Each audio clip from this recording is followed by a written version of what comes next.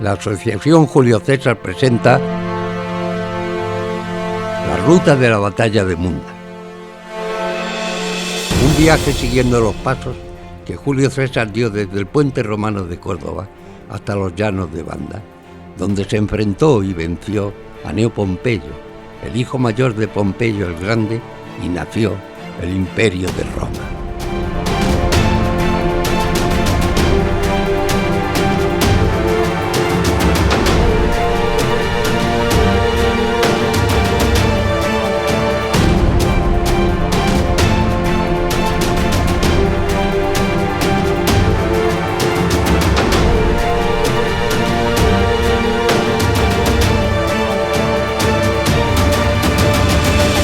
El viaje piloto por la ruta de la batalla de Munda, organizado por la Asociación Julio César, en colaboración con el Diario Córdoba y el patrocinio de la Diputación de Córdoba y los ayuntamientos de Espejo, Castro del Río, Baena, Montilla, Nueva Cartella, Montemayor y Córdoba, se inició el viernes día 3 de junio del año 2016.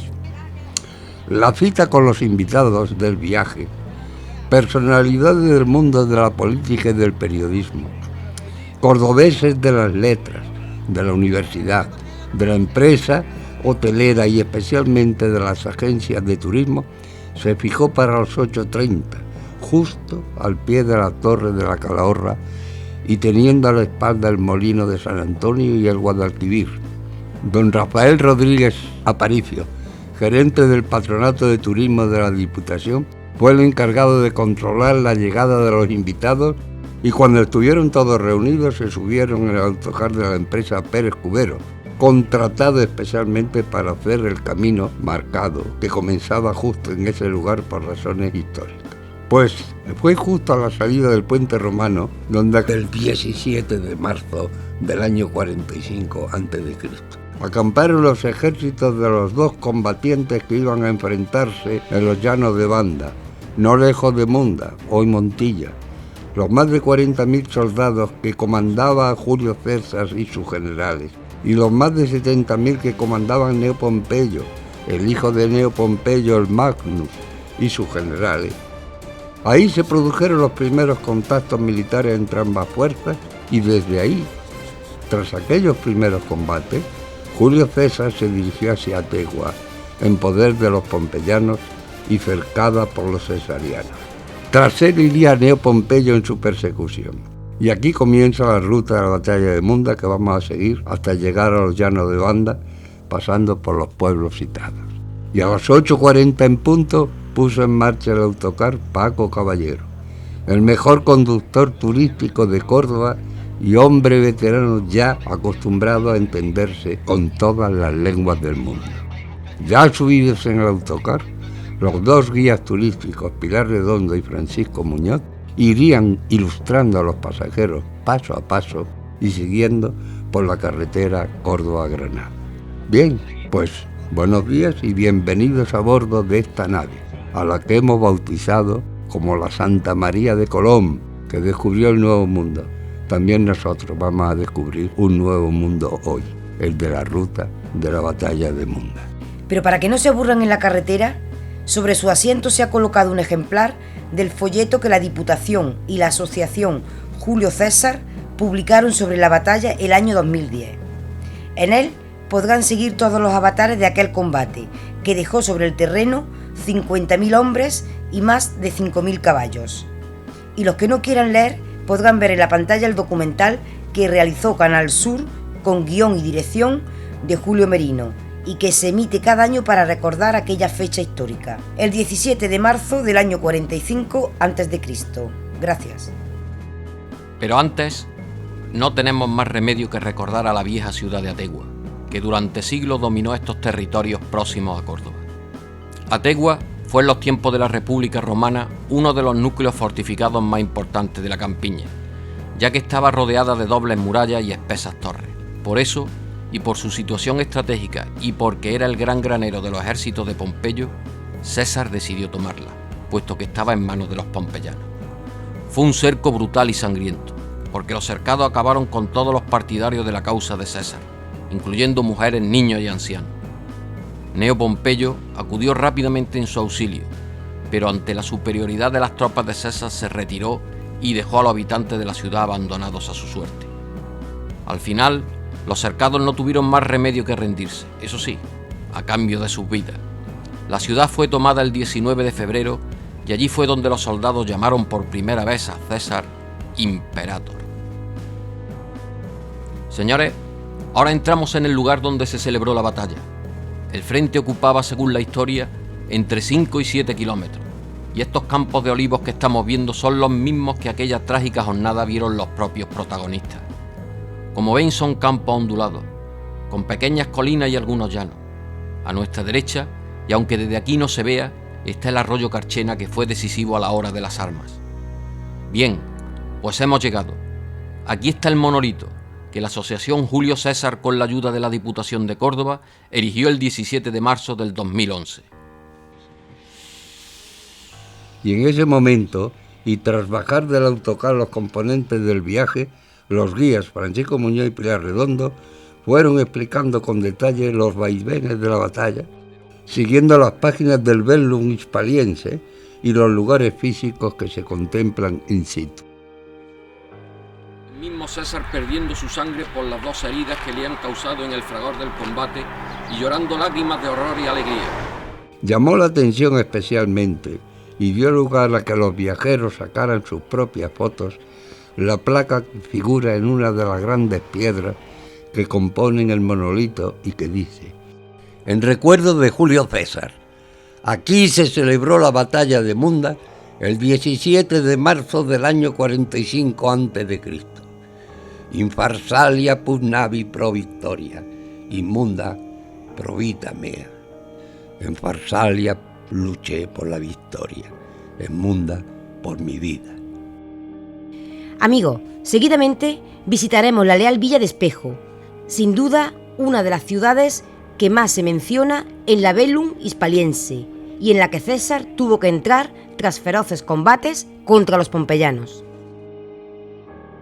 Llegados a Espejo, recibe a la comitiva su actual alcalde, don Florentino Santos, un hombre joven, abierto y simpático que habla de su pueblo con verdadera pasión. Por la hora que ya era, 10:30 de la mañana, los invitados del viaje piloto se encaminan directamente a la Plaza de las Calleras, donde la organización ha previsto un desayuno muy especial. Es el momento que aprovecha el cronista oficial de Espejo, don Miguel Ventura, para ilustrar a los visitantes sobre la historia de la Ucubis íbera y romana y la del Espejo actual. Desayuno especial Ucubi. Tostada con batido de aceite de oliva virgen y ajo, huevos fritos y chorizo. Terminado el desayuno, el alcalde sugiere la visita al monumento más emblemático de Espejo, el castillo, y guiados por el cronista oficial, los invitados, caminando a pie por las grandes cuestas que llevan al castillo, visitan detenidamente el monumento. Luego visitan la iglesia de San Bartolomé y algunos edificios emblemáticos de la historia de Espejo. Terminada la visita a Espejo, los turistas suben de nuevo al autocar que conduce con manos maestras el joven Paco Caballero hacia Castro del Río, la tercera parada de la expedición. Siguiendo con nuestro itinerario, el siguiente pueblo que nos encontramos es Castro del Río, del cual no se conoce con exactitud cuál fue su nombre en la antigüedad, aunque no falta quien lo identifique con Soricaria. Durante el Imperio Romano fue una importante fuente de abastecimiento cerealístico, de la que han llegado hasta nuestros días varios silos para almacenamiento de trigo, centeno, cebada y demás cereales. En Castro del Río lo recibe su alcalde, don José Luis Caravaca, y se suma al grupo doña Carmen María Gómez Navajas, la delegada de turismo de la Diputación de Córdoba, que a partir de ese momento sería una más de la comitiva a lo largo del viaje por la ruta. El grupo visita una de las fábricas de muebles de madera de olivo, símbolo de una de las industrias que dan vida al pueblo de hoy. Finalizada la visita a los talleres Muebles de Olivos y Olca, el alcalde y la delegada de turismo, que además es natural de Castro, conducen a la comitiva hacia el centro del pueblo y van enseñándole los edificios y monumentos hasta llegar al bello edificio que ocupa el ayuntamiento. La Santa María enfila el camino que nos lleva a la cuarta parada de la ruta, o sea, a Baena, la madre del mejor aceite de oliva de toda Andalucía. Su denominación de origen goza ya del máximo prestigio en todo el mundo. Pero Baena además cuenta con un rico patrimonio monumental en el que destacan su antiguo castillo restaurado recientemente y las dos perlas renacentistas engastadas en la Almedina, el convento de Madre de Dios y la iglesia de Santa María la Mayor. Aunque hoy Baena es Torreparedones, la antigua colonia romana que está resurgiendo de las mismas entrañas de la tierra. Y hablar de Baena es también hablar de su famosa Semana Santa, considerada una de las más vistosas y originales de toda España. Los miles de tambores, coliblancos y colinegros, que retumban en la madrugada son ya un símbolo de una ciudad principal de la campiña cordobesa. Al llegar a Baena nos recibe su alcalde, don Jesús Rojano Aguilera, la concejala de Cultura, Lola Cristina Mata, y el periodista don Manuel Piedrahita, oriundo de esta tierra, que ha querido recorrer con nosotros todo el camino de la ruta. La primera visita que nos ha preparado el señor alcalde es al Museo Arqueológico, una verdadera joya que visitan turistas llegados de todo el mundo. El encargado de mostrar los tesoros arqueológicos que encierran sus paredes es don Miguel Hidalgo, el mismo que, por cierto, interpretó el papel de General Labieno en el documental que Canal Sur hizo para recordar la batalla de Munda.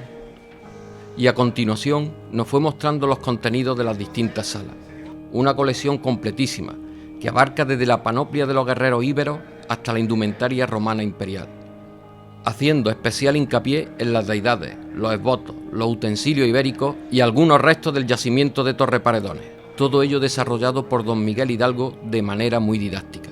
Terminada la visita al Museo Arqueológico, llegó la gran sorpresa de la jornada, porque sorpresa fue la comida romana que había organizado la Asociación Julio César, un menú típico de la Roma clásica.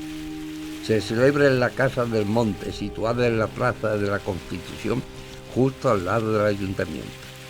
Pero en ese momento se incorporan las personalidades y autoridades que había invitado la Delegación de Turismo de la Diputación. Don Juan José Primo Jurado, subdelegado del Gobierno, don Francisco Luis Córdoba, director del diario Córdoba, doña Mercedes Valverde, directora de los Museos Municipales de Córdoba, don Rafael Blanco, presidente de Córdoba Ecuestre, y los alcaldes y delegados de los 6 pueblos de la ruta. Ofreció la comida don Jesús Rojano, el alcalde de Baena, como anfitrión y máxima autoridad del pueblo. Señores, ya ha llegado la hora de comer, pero antes y mientras don José Luis Rojano García, maître de este bello restaurante, da las órdenes de servir los platos que componen el menú, les vamos a ilustrar. Como pueden ver en la carta que se ha puesto ante cada comensal, denominado por la organización Comida Menú de la Batalla de Munda, Almuerzo Romano Julio César, en resumidas cuentas, Die Convivium, porque así llamaban los romanos a los grandes días de fiestas familiares y políticas.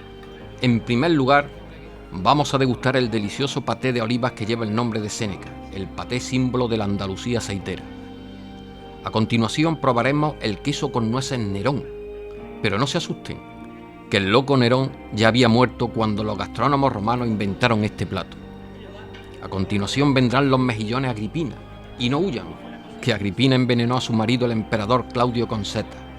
Bueno, pero después podrán ustedes disfrutar de la ensalada Marcial, aquel poeta que decía: ¿cómo no quieres que te huela la oreja si no paras de cuchichearme al oído? Ay, pero estos platos solo son el aperitivo, porque a continuación viene el plato fuerte de la gastronomía romana, el jamón asado Calígula, aunque aquí nuestro experto gastronómico, Gabriel Araceli, nos ha aclarado que en las comidas romanas se alternaban como plato fuerte los asados y los pescados al horno.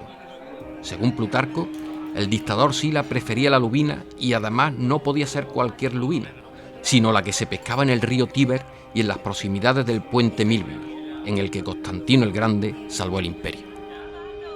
Señores, y ahora, después de la espléndida comida que nos ha dado el señor alcalde de Baena, nos dirigimos a Nueva Cartella, el pueblo más joven de los que figuran en la ruta que estamos siguiendo. Nueva Cartella va a cumplir dentro de unos años los 2 siglos desde su fundación por el clérigo Diego Carro, mientras que los demás sobrepasan ya los 2 milenios. Nos recibe su alcalde, don Vicente Tapia. Nueva Cartella es un mar de olivos y el aceite uno de los mejores del mundo. Su término municipal abarca 69,6 kilómetros cuadrados y de las 5.848 hectáreas que lo componen, 5.443 están dedicadas al monocultivo del olivo.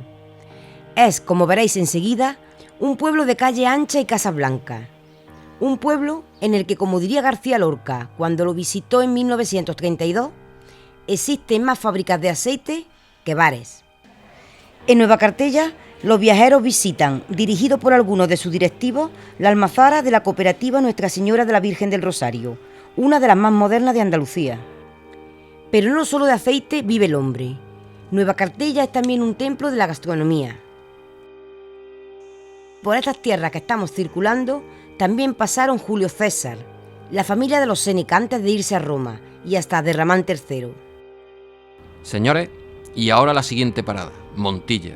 Y hablar de Montilla es hablar de Gonzalo Fernández de Córdoba, el gran capitán, el más ilustre de su hijo y de sus vinos, pero también de su historia. Una historia importante que arranca y llega a su máximo esplendor en la época romana, y sobre todo cuando aquellos dos ejércitos romanos se enfrentaron en Munda y nació el imperio. Nos recibe en nombre del alcalde don Rafael Llamas, que ha tenido que ausentarse por motivos personales, la concejala de Patrimonio Histórico, doña María Luisa Rojas. En Montilla, el turista puede visitar la Casa del Agua, la Casa del Inca Garcilaso de la Vega, el Teatro y Museo Garnelo, los palacios de los duques de Medinaceli y del Conde de la Cortina, o la iglesia de San Francisco Solano, de San Sebastián, de Santiago, de María Auxiliadora, de San Juan de Dios, o la ermita de San José, de la Paz y de la Sagrada Familia. Hoy, Montilla es conocida en el mundo entero por sus excelentes vinos y especialmente el llamado Pedro Ximénez. La denominación de origen Montilla Moriles es como un certificado de máxima calidad, y bodegas como la de Pérez Barquero, que visitamos hoy, son verdaderos templos del vino. Nos muestra la bodega y los distintos pasos del vino por la barrica y tinaja doña Adela Córdoba, una de las propietarias de la bodega. Después, los viajeros serían invitados en la sala que la dirección llama la sacristía a una merienda inca, con pasteles realizados a base de cacao y coco, y regado con el vino estrella de la casa, el famoso Pedro Ximénez. Como colofón a nuestra ruta, visitaremos Montemayor, cuya situación sobre el monte de mayor elevación del entorno le da a esta villa su nombre propio, así como el sobrenombre de Mirador de la Campiña. Tiene 2 museos importantes, el Museo Arqueológico y el Museo del Vino, que nos muestra el actual alcalde, don Antonio García, y la concejala y diputada, doña Ana María Guijarro. Los orígenes míticos de la villa se remontan a la época tartésica, durante el reinado del monarca Hulo, poderoso rey que mandó edificar los primeros reductos fortificados, que en su honor fueron llamados Ulios, de donde tomó su nombre primigenio. Durante la denominación romana, fue la única ciudad del entorno que permaneció fiel a Julio César, lo cual le proporcionaría al final de la guerra innumerables beneficios. Recibió categoría de municipio, el título por parte de Julio César de Ulia Fidentia, así como el privilegio de acuñar moneda propia, excepción de impuestos y el reforzamiento de los caminos que conducían a Córdoba y Málaga. Después de siglos de opulencia, Ulia pasó al olvido, hasta que en la Baja Edad Media Martín Alfonso obtiene el privilegio de Alfonso XI de poblar un lugar cercano al castillo de Dos Hermanas, antiguo emplazamiento de la época de Derramán III. Al finalizar la visita a los componentes de este viaje piloto por la ruta de la Batalla de Munda, la delegada de turismo de la Diputación, los alcaldes de la zona y los representantes de la Asociación Julio César brindaron con una copa de Fino Parlamento, uno de los más conocidos de Montemayor. Y al filo de las 10 de la noche, la Santa María se detuvo donde arrancó a las 8:30 de la mañana en los alrededores de la Torre de la Calahorra y el Puente Romano. El viaje piloto por la ruta de la Batalla de Munda había terminado, pero a los afortunados primeros viajeros todavía les quedó ganas de hablar de lo bien que lo habían pasado y de las enormes posibilidades turísticas que aportará a Córdoba. ¡Tierra a la vista!